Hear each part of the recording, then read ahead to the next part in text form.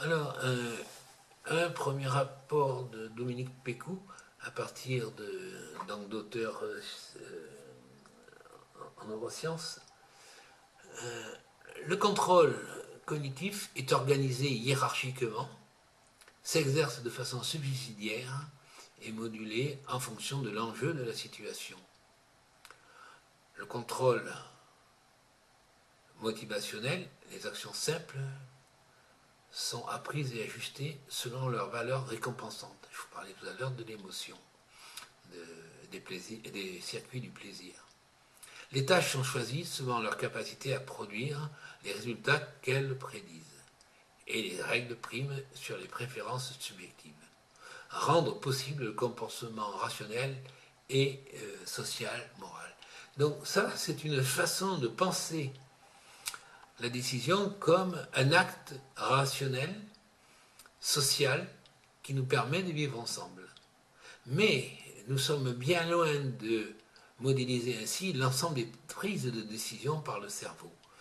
Et nous allons déjà regarder, donc dans le cadre de cette présentation, comment, en partant de l'arrière à droite jusqu'à l'avant à gauche, comment le cerveau, dans la demi-partie à gauche, mobilise de manière spatiale des capacités à décider qui vont du plus automatique au centre au plus réflexif et conscient dans la partie la plus frontale. On peut dire qu'au centre, ce sont des décisions de type réflexe. Ensuite, on va intégrer un certain nombre de paramètres. Et les derniers paramètres les plus difficiles à prendre, ce sont la conscience de soi, le fait que l'on est un être vivant, mais situé dans le temps. On a un passé, on a un futur, et on voit que plus on va vers la périphérie, plus le système d'information va avoir besoin de décisions, va avoir besoin de nombreuses informations, et va être plus lent. Il est évident qu'un processus de décision intuitif fonctionne d'une façon beaucoup plus automatique, avec beaucoup moins de mobilisation d'énergie, mais il va être pertinent en fonction de comment, dans le temps de maturation qui a précédé, le cerveau a été capable d'intérioriser des données qui sont maintenant en posture non consciente, mais présente. Et c'est là toute la dimension du libre arbitre, qui est notre choix de notre conditionnement, de notre adaptation cognitive à élaborer des cartes mentales des enjeux sociétaux, des cartes mentales du fonctionnement de notre cerveau, des cartes mentales du fonctionnement de notre projet de vie, du déroulement de notre projet de vie. Donc, en fonction du type de décision, il va y avoir plus ou moins d'éléments à prendre en compte. Et dans les cas les plus difficiles, les plus complexes, eh bien, il va falloir intégrer la notion de prise en compte des tas de conscience qui vont être des allers-retours de micro-intuitions qui vont de manière itérative vont faire progresser le chemin de décision. Le chemin de décision comme un processus rationalisé, au moins dans sa forme extériorisée et communiquée. Nous allons maintenant intégrer d'autres regards, particuliers celui apporté par Stanislas Dehaene en ce qui concerne les mécanismes cérébraux de métacognition. Donc la métacognition peut être un processus ou un fonctionnement conscient ou inconscient. Nous allons survoler assez rapidement ces points. Notre cerveau est capable, en métacognition, de réfléchir sur la façon dont il réfléchit, c'est-à-dire qu'il est capable de détecter des erreurs. Il est aussi capable d'évaluer, d'auto-évaluer des performances. Il peut anticiper des récompenses à court terme ou plus long terme.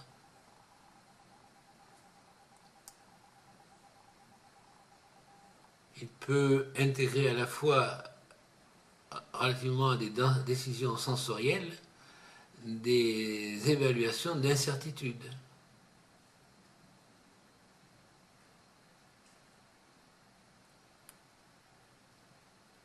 Il peut avoir une représentation de la pensée des autres.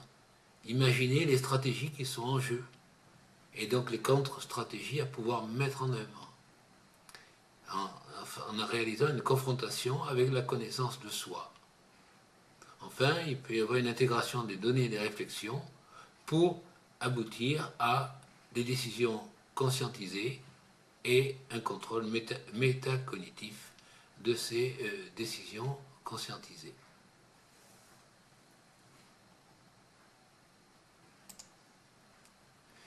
Alors, à partir de ces différentes approches, en tout cas provenant du cours de Stanislas Dehaene au Collège de France, j'ai réalisé 2 tableaux successifs qui permettent pour moi, de visualiser un petit peu la façon dont le cerveau biologique interfère avec le système de décision simultanément aux désirs et aux intentions qui vont nourrir ce besoin de décider. Et évidemment, ce système de décision interfère avec notre imaginaire conscient et non conscient, qui est lui-même exploré par les différents processus de métacognition que nous venons d'observer. Processus de métacognition, évidemment, et aussi processus de cognition directe. La métacognition étant en quelque sorte un contrôle supérieur ou méta des processus de cognition. Globalement, nous avons l'énergie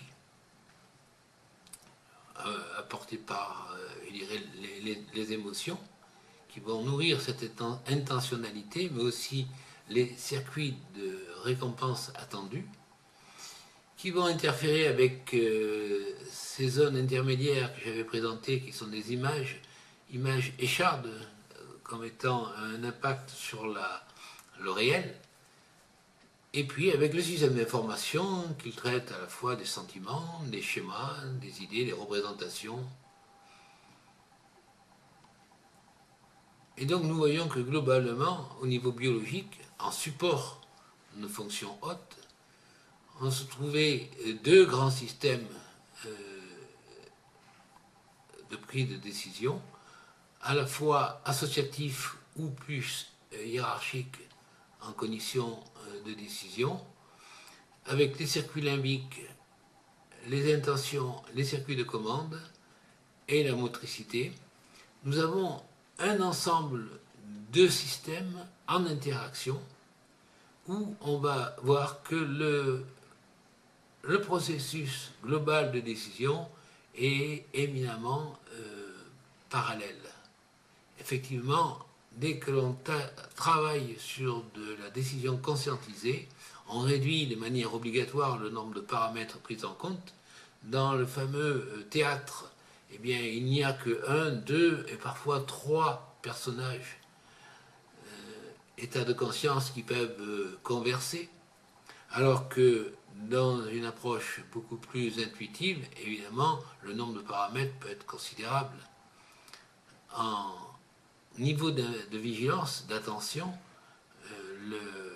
et dans le cadre d'un parcours en haute montagne, le nombre de paramètres observés ou observables, s'il y a un signal faible qui se manifeste, est de l'ordre de plusieurs centaines d'indicateurs, ce qui n'est absolument pas conscientisable, évidemment, en temps réel. Et c'est suite à un apprentissage, c'est-à-dire à un cumul d'expériences avec retour d'expérience, que petit à petit s'élabore la capacité à prendre des décisions très importantes, issues de signaux d'alarme qui sont a priori des signaux faibles, mais que seul un cerveau entraîné peut détecter. Et ce processus de maturation et d'apprentissage pour moi je le nomme libre arbitre, c'est-à-dire c'est notre capacité par notre volonté de contrôler et de nous éduquer, d'acquérir de l'expérience, nous allons baliser un contenu non conscientisable à terme au moment où il sera employé. Et l'efficacité de nos intuitions provient de la pertinence de nos conditionnements mentaux qui s'effectuent sur des périodes qui peuvent être de très longue durée. Mais aussi dans le besoin, par exemple, quand on redémarre une période de ski de haute montagne, eh bien les premiers jours, les premières sorties, nous ne sommes pas dans le système. Nous ne sommes pas capables de tout mobiliser. Et 2, 3, 4 sorties nous permettent de retrouver nos marques et à ce moment-là, on commence à évoluer en sécurité car notre cerveau non conscient devient apte et agile à mobiliser les bonnes compétences, c'est-à-dire les bons vecteurs d'alarme quand il y en aura besoin.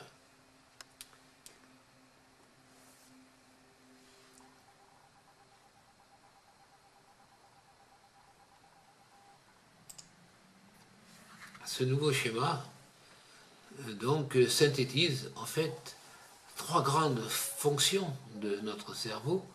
D'une part, la fonction de vigilance, d'attention, focalisante ou flottante ou immersive. Nous avons différentes façons d'entrer en attention. La conscience autobiographique, notre connaissance de soi qui intègre notre passé, notre présent, notre futur, et pour lesquels il est très important d'équilibrer le poids. Certains sont nourris essentiellement du passé,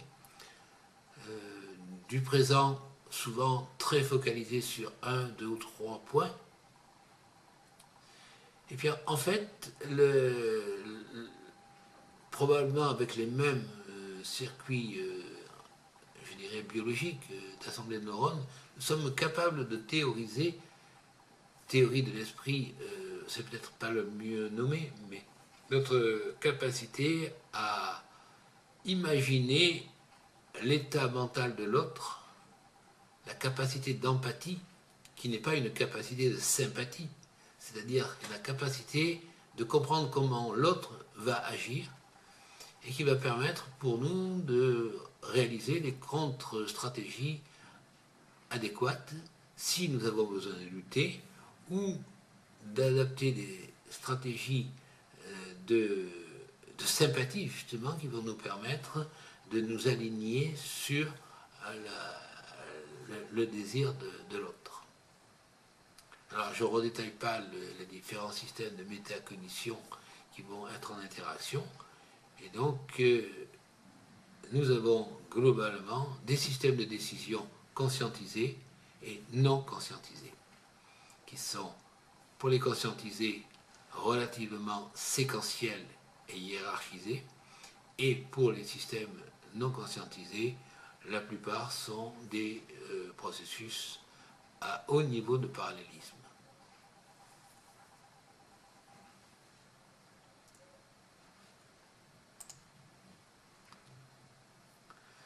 Alors reprenons un peu de recul, et là nous allons visiter le fonctionnement global du cerveau pour pouvoir resituer après les fameuses organisations qui vont permettre de prendre des décisions plus ou moins adéquates, agiles, c'est-à-dire rapides et pertinentes. Pour se rappeler que d'abord, le cerveau, c'est l'objet le plus complexe que l'homme a étudié dans l'univers. Il y a à la fois la complexité de l'infiniment grand. Il y a 18 milliards de neurones qui sont focalisés sur les processus de conscience et les processus de haut niveau de cognition. Il y a au total 80 milliards de neurones qui, pour la grande partie, assurent le fonctionnement du corps, en relais avec les autres cerveaux délocalisés, comme l'intestin, etc.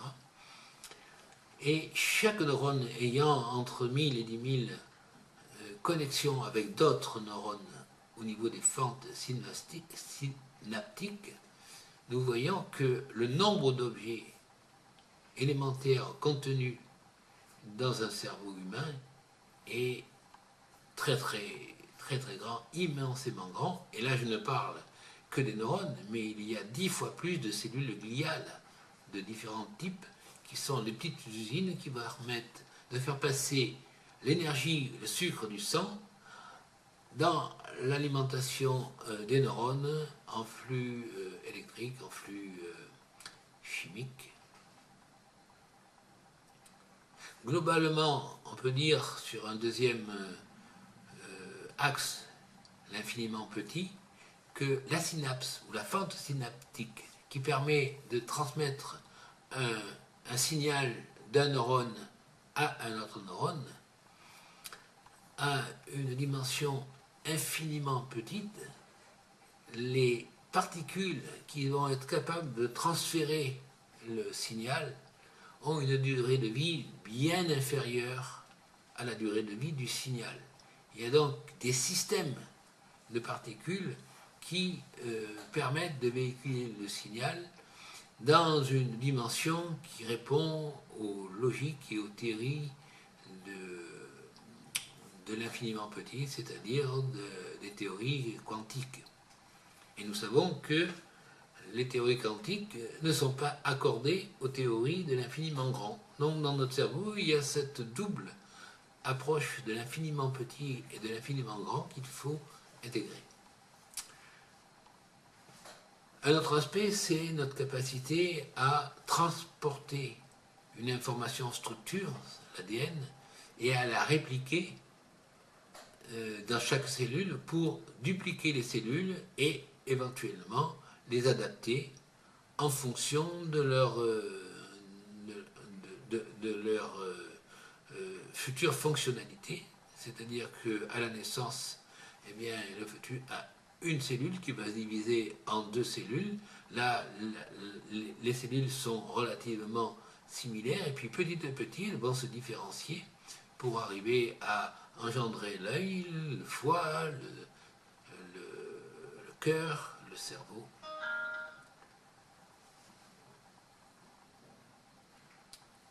Cette duplication se fait de manière rigide ou adaptative en fonction des informations qui existent dans la cellule et non pas dans le noyau. Donc il y a des éléments comme les ARN messagers qui vont sortir du noyau, aller visiter la cellule et venir adapter le programme de duplication de l'ADN. Et comme dans la cellule, il y a des informations qui proviennent d'autres cellules, eh bien, en fait, il y a un ensemble de paramètres qui vont à la fois répliquer de manière conforme la structure de l'ADN, qui vont la modifier, et puis, évidemment, il y a aussi des erreurs qui vont faire qu'une cellule va être toxique et, dans certains cas, va développer cette toxicité parce que c'est le moins pire pour le corps, information venant d'autres cellules de proximité, ou alors va induire la mort de la cellule nouvelle parce que, eh bien, ça sera mieux pour la structure englobante, fonctionnement d'un organe par exemple. Donc ça, ce sont 2 grandes parties, 2 grands regards du fonctionnement du cerveau, le rapport infiniment grand, infiniment petit, et le rapport de duplication et de croissance adaptative en fonction du global. Le local permet de produire de nouvelles cellules, de les supprimer, de les adapter, de les différencier. Bon, là, nous sommes dans le dur de la partie génétique, et nous voyons que à un niveau supérieur, en fait, l'organisation du cerveau va être le produit de cette potentialité innée, génétique, épigénétique, qui va être multipliée par les apports de l'environnement, liés évidemment à une confiance bienveillante, à une communication positive, et ça, ce qui va être les aspects positifs. Par contre, les aspects négatifs, la peur, le stress, les émotions négatives, vont perturber le développement des acquis. Alors, dans la durée, depuis la conception jusqu'à la mort de la personne, eh bien, nous allons avoir un potentiel génétique initial qui est par domaine d'apprentissage en diminution tout au long de la vie, parce que de potentiel, il va devenir actif. Il y a à la fois les neurones de départ, puis, dans certaines zones, la capacité de créer de nouveaux neurones qui vont eux-mêmes se faufiler entre les neurones existants et produire des raccordements synaptiques d'une façon très impressionnante, très précise, mais nous ne connaissons pas encore les moyens de ce téléguidage dans la forêt de neurones, comment un nouveau neurone est capable de produire de nouveaux contacts synaptiques. Alors, le passage du potentiel à la réalité va se faire de deux grandes façons, que l'on appelle globalement la plasticité cérébrale. Mais il va y avoir une plasticité cérébrale qui va permettre de fertiliser de bonnes relations synaptiques entre des neurones formant des réseaux de neurones actifs, des assemblées de neurones. Et puis, il va y avoir le recyclage neuronal, c'est-à-dire la capacité à utiliser un circuit formé en le désinhibant, non, pardon, en l'inhibant pour pouvoir l'utiliser pour une autre fonction. Par exemple, les cerveaux des assemblées de neurones qui permettent de déclencher le mouvement de la marche sont pilotés avec un certain type de configuration en termes d'énergie, et en inhibant cette configuration, on peut donner une autre configuration, toujours dans la même assemblée de neurones, qui va permettre de déclencher le mouvement de course. C'est là un exemple typique de recyclage neuronal permanent qui nous fait passer d'une activité à une autre. Mais nous pouvons avoir des recyclages neuronaux beaucoup plus stabilisés dans le temps, et par exemple une zone qui est propice à l'utilisation au fonctionnement de la lecture pour être utilisée et développée au détriment de la capacité de reconnaissance de visage. Et souvent, les assemblées de neurones qui ne sont pas utilisées, les connexions qui ne sont pas utilisées vont se réduire. Ce qui nous fait dire que plus un circuit neuronal est adapté, plus la fonction d'apprentissage est aboutie, c'est-à-dire qu'il est arrivé à maturité, moins il a besoin d'énergie pour fonctionner, moins il a besoin de connexions synaptiques, et globalement on peut voir qu'un enfant à 7 ans a beaucoup plus de connexions synaptiques disons disponibles, mais pas forcément utilisées, disponibles depuis la naissance, alors qu'à 15 ans, eh bien, le nombre de neurones actifs et de connexions synaptiques actives va être beaucoup plus réduit, mais justement optimisé, et tous ceux qui n'ont pas servi vont petit à petit disparaître dans la cartographie globale du cerveau.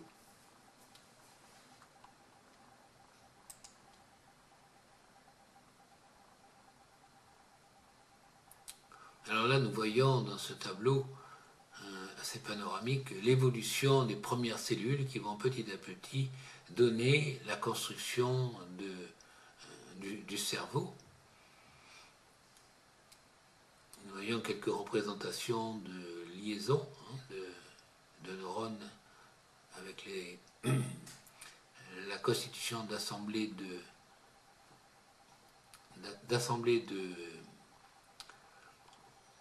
de neurones.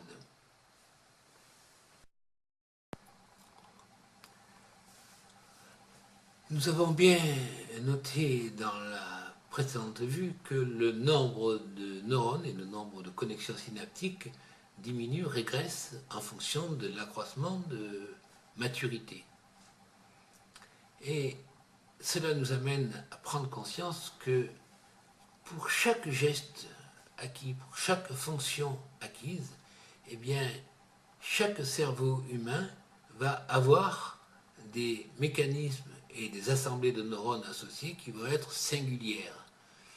Chacun ne fait pas exactement la même chose pour pouvoir assurer une fonction.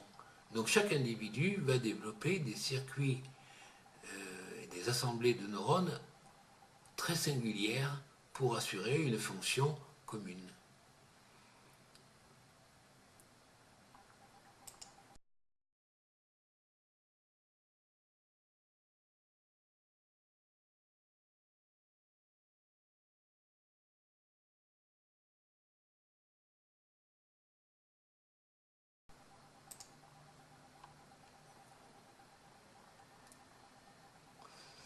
Alors, nous allons maintenant rencontrer notre rapport avec David Rudroff, qui lui-même, donc, comme je l'avais dit au début, disons, un disciple de Francisco Varela, et qui nous a amené à prendre conscience que le fonctionnement du cerveau était quelque part dans le système projectif et conscient, organisé autour de deux grands systèmes de représentation et de traitement de l'information.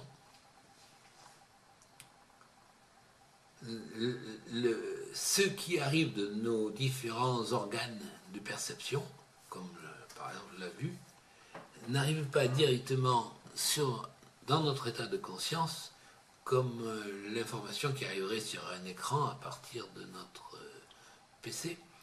En fait, le cerveau lui-même construit cette information de représentation, film ou image cérébrale, consciente, à partir de données ententes, mais que lui-même a piloté pour pouvoir construire et donner du sens.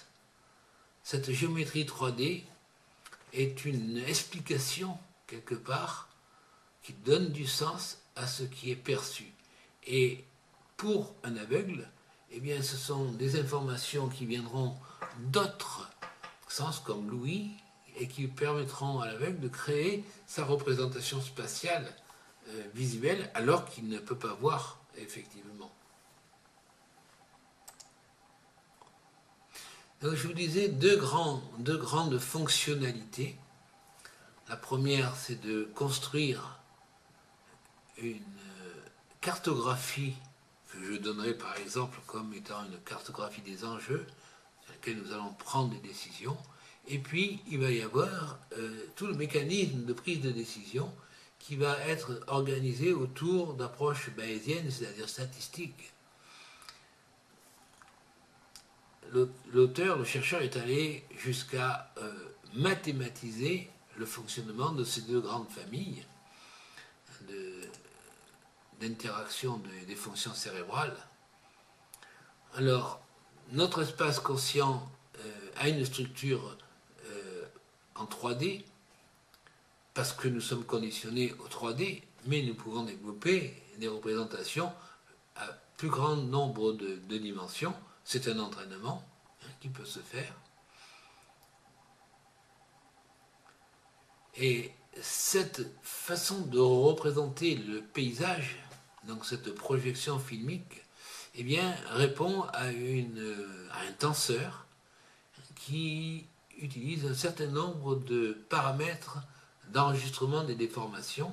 Et nous allons voir que cette photo avec 4 arbres donne un mouvement, une perspective, que la photo qui est tout aussi plate juste en dessous d'un immeuble et d'un parking, en fait, nous allons l'avoir en relief, mais aussi que nous allons pouvoir voir dans ce tableau de Matisse à plat, que finalement une dynamique de danse s'est installée et nous percevons le, le mouvement de la danse qui est un construit cérébral et qui n'existe pas dans la perception des rayons lumineux qui proviennent du tableau.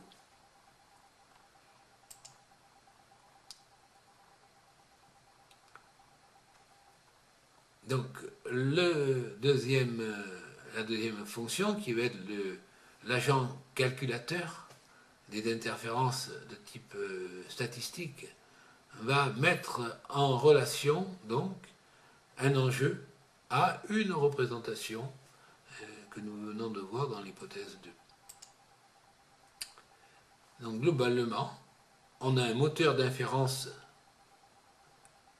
bayésien ou statistique, et nous avons un moteur de rendu subjectif multimodal qui est notre représentation du réel, représentation de nos enjeux vitaux.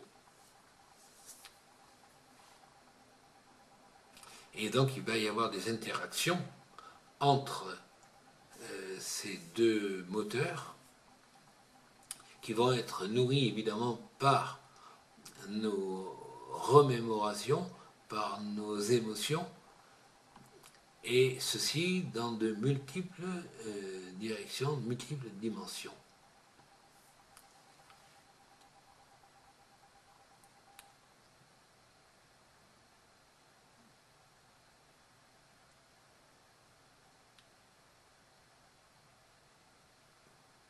Ce nouveau tableau donne une autre image des interactions. Donc, en synthèse, nous pouvons dire que prendre une décision se nourrit d'un processus de représentation, de cartographie, et cette cartographie, elle peut être double. C'est la cartographie de ce qui est et la cartographie de l'espace projectible là où on veut aller.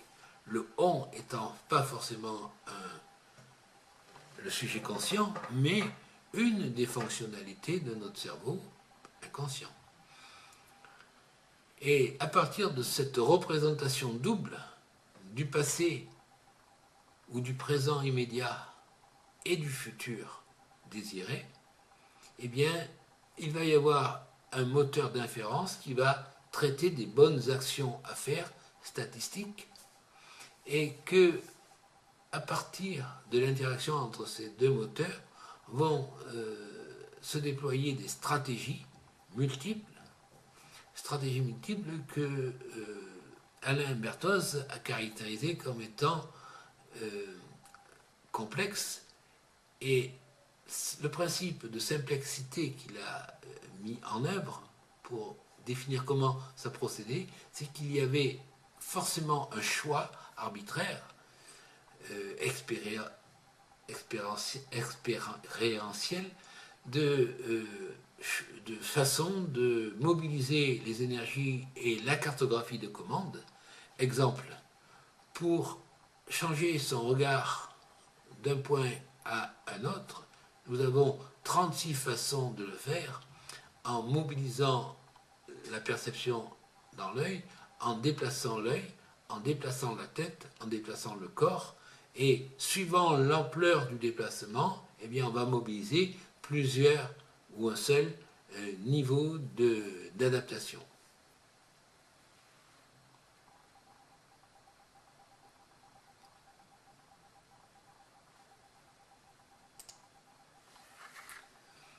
Donc là, nous quittons l'apport scientifique des neurosciences pour découvrir comment, à partir de ces apports, j'ai modélisé ma propre carte de représentation du fonctionnement des individus. Et j'ai imaginé qu'il y avait à la fois dans le cycle de vie et de l'éducation des apprentissages 4 grandes fonctions, 4 grands domaines cérébraux qui sont celui des émotions, celui des sentiments, celui de la cognition et celui de l'interaction ou des relations entre les individus. Alors il est évident que c'est une représentation arbitraire, on pourrait facilement la contester. Par contre, elle est beaucoup plus riche que simplement séparer en deux le mental et le côté corporel.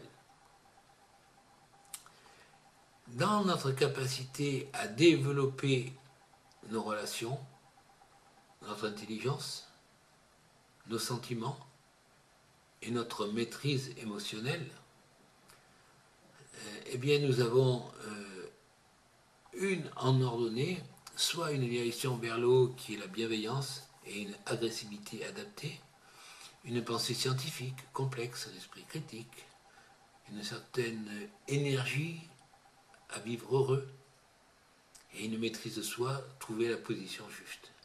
Et puis, dans le bas, la potentialité animale innée de l'individu, il y a toute la vigilance et l'agressivité, bien entendu, de survie, la pensée duale, croyance, opinion, qui viennent de nos premières fonctions innées, génétiques, de fonctionnement du cerveau du petit bébé. Et puis donc il y a les plaisirs primaires hein, de la bouche, des selles, de tout ce que nous pouvons produire concrètement, et puis des émotions non contrôlées. L'enfant qui pleure parce que c'est le bébé qui pleure parce que les bébés voisins pleurent en mimétisme et sans raison, voilà. Donc ça c'est une première partie de représentation qui montre que nous avons à nuancer nos cycles de vie, d'éducation et d'apprentissage en fonction des domaines et que nous n'avons pas les mêmes façons de grandir dans chacun de ces domaines.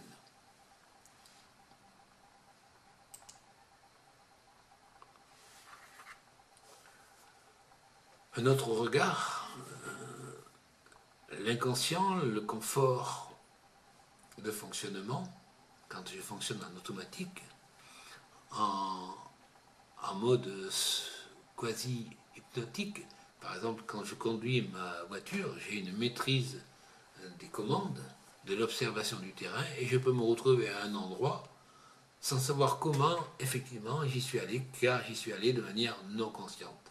Par contre, si le cerveau détecte qu'il y a quelque chose qui ne va pas, qui ne coule pas de source dans ce qu'il a déjà acquis, eh bien, il va nous rappeler à l'ordre et va conscientiser le problème à résoudre, et à ce moment-là, on va revenir, on va raccrocher sur le terrain.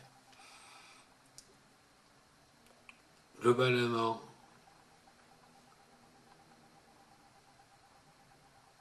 la connaissance qui va étayer les compétences peut être décomposée en 4 grandes parties. Il y a ce que je sais,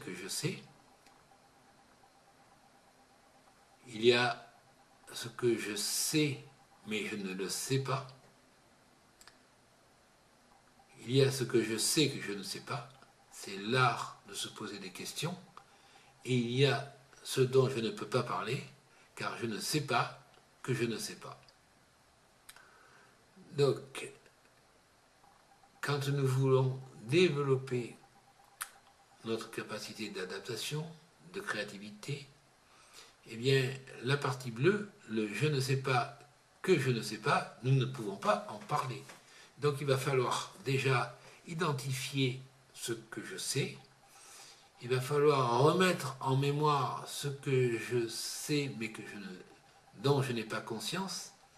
Et là, on voit tout à fait la différence qu'il y a entre celui qui a reçu une éducation scientifique, une éducation classique, scolaire, et celui qui est devenu apte, agile et compétent par l'éducation, je dirais, populaire, c'est-à-dire qui s'est fait sur le terrain et qu'il sait, mais sans savoir expliciter ce qu'il sait. Donc, acquérir la capacité d'explicitation de ce que l'on fait est un des enjeux importants pour accroître notre capacité à inventer. Et puis en fait, le pôle le plus important, probablement dans la situation où nous sommes, c'est que je sais que je ne sais pas, donc je sais me poser des questions pertinentes, et je sais que là, il va falloir que j'apprenne à travailler, à mettre beaucoup de ressources, car c'est là où je suis vulnérable.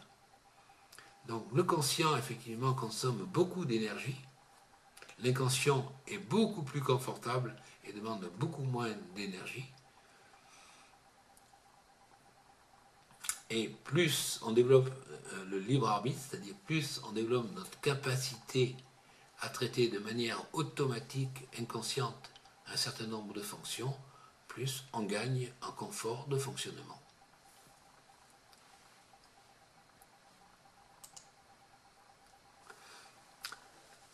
Par rapport à tout le courant de réflexion sur l'éducation et ce que la connaissance des neurosciences nous permet d'améliorer en termes d'éducation, on parle de neuroéducation, eh bien, Steve Mason, qui est un chercheur à peu près équivalent en termes de domaine de recherche de Stanislas Dehaene, a une vision beaucoup plus ouverte.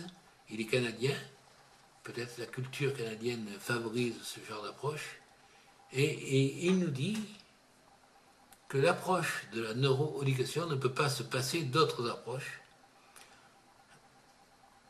Ce n'est pas une approche qui s'oppose aux autres approches, ce n'est pas une approche meilleure que les autres. C'est une approche plutôt déterministe, réductionniste, qui ne tient pas compte du contexte, et c'est une approche dont les finalités sont les mêmes que celles de la neuroscience, recherche de naturalisation. C'est une approche qui peut prescrire exactement aux enseignants quoi faire. Bon, nous voyons que tous ces regards issus des neurosciences et erronés, en fait, ce sont un ensemble de regards, un ensemble de compétences qui doivent être mises en œuvre simultanément, qui doivent se croiser, se fertiliser, s'hybrider, et qui vont permettre de nous faire progresser. La neuroscience ou la neuroéducation en solitaire ne peut pas faire grand-chose et globalement peut nous faire conduire à de graves erreurs.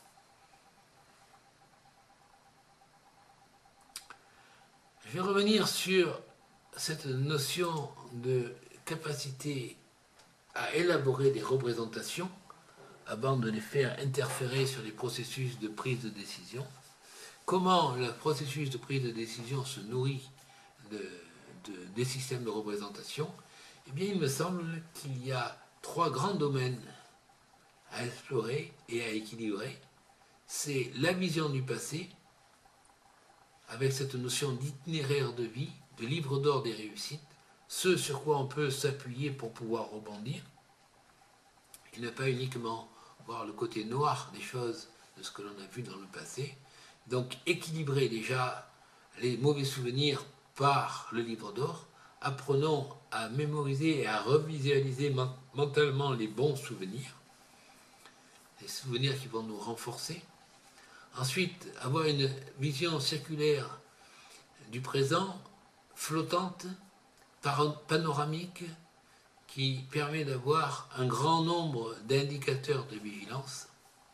Et enfin, travailler de manière encore équilibrée avec la vision du futur, créer sa propre mémoire du futur en termes de rêves, d'enjeux, de vision des compétences à acquérir et peut-être davantage que des points à atteindre pour pouvoir, dans l'action, dans chaque instant, être à la fois en pleine présence, agir, cheminer là où on a envie d'aller. Si nous n'avons pas mémorisé nos enjeux futurs, eh bien, nous ne saurons pas identifier les créneaux, les repères, les apports qui vont nous permettre petit à petit de migrer vers ce futur.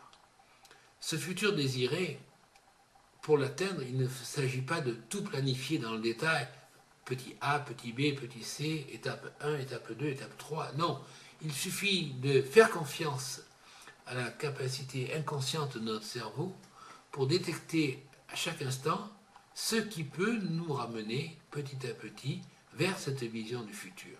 Car les opportunités sont multiples, sont immenses.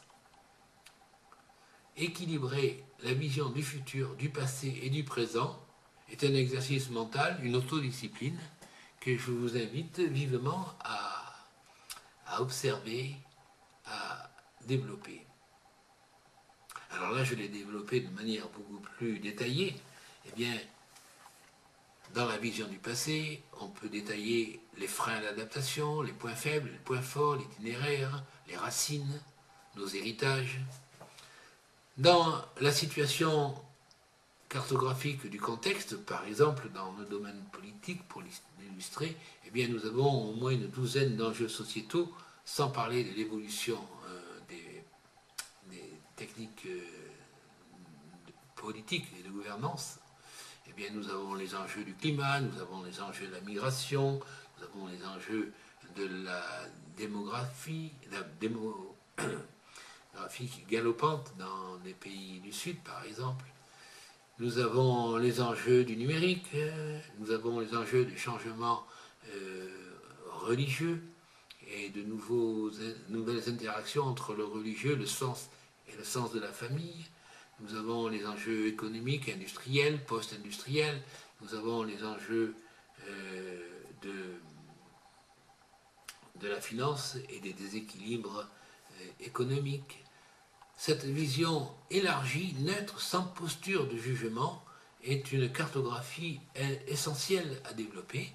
Et puis ensuite, il y a la vision du futur, de nos intentions, avec les menaces avec lesquelles il va falloir se protéger, les opportunités qu'il ne va pas falloir oublier de saisir, la vision de la cible mouvante, et la vision des enjeux, c'est-à-dire des risques aujourd'hui, mais des risques de demain, des probabilités que des opportunités arrivent ou disparaissent, des menaces arrivent ou disparaissent, et aussi donc la vision du chemin. Ces visions sont essentiellement mobiles et en adaptation permanente, mais l'important, c'est, ce que je disais avant, c'est de trouver un équilibre entre le plus et le moins du présent, du passé et du futur, être dans une position non jugeante pour pouvoir après, imprégné de cette réalité-là, de pouvoir définir ce qu'il va falloir faire à court terme, à moyen terme, en intégrant donc notre désir, nos intentions du long terme.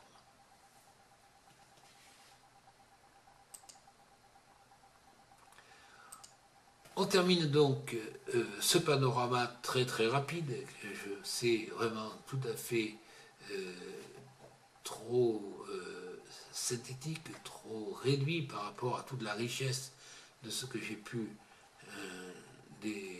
apprendre et acquérir, mais ça représente énormément de temps à partager. Pour conclure par peut-être cette dernière réflexion, qui est que la capacité à se déconnecter du présent pour construire nos rêves futurs, pour construire de nouvelles suggestions, se rapproche des états hypnotiques et que dans la pratique, nous avons de fortes continuités, de grands invariants entre les approches du jeu, les approches de l'éducation, les approches de la thérapie, les approches de la décision face à des problèmes, que finalement nous utilisons les mêmes mécanismes, les mêmes outillages, mais avec des ajustages adaptés en fonction du contexte. Et que globalement, la décision, en termes de processus, en termes de système, doit être perçue essentiellement comme adaptative et contextuelle. Il n'y a pas un mode de décision, il n'y a pas une technique de décision, il y a une grande capacité à paramétrer, et ce qui permet de paramétrer, c'est de réfléchir à comment je pense ce que je pense. Position méta, comment je décide ce que je décide. Et plus nous sommes capables de prendre cette posture méta, que ce soit en individu ou que ce soit en collectif, plus nous avons la capacité de prendre des décisions sereines, fiables et pertinentes.